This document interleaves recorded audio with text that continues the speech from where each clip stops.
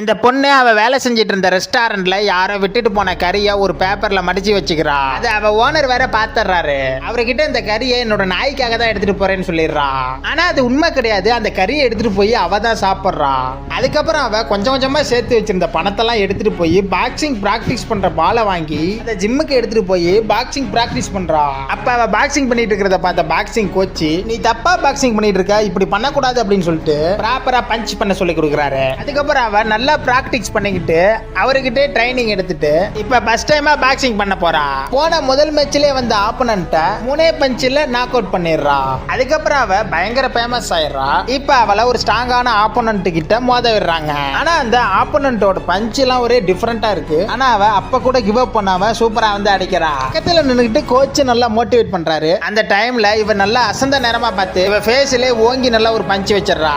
இவ சேர்ல விழுந்து கழுத்தெல்லாம் உடைஞ்சு பாடி டேமேஜ் ஆயிருக்கு.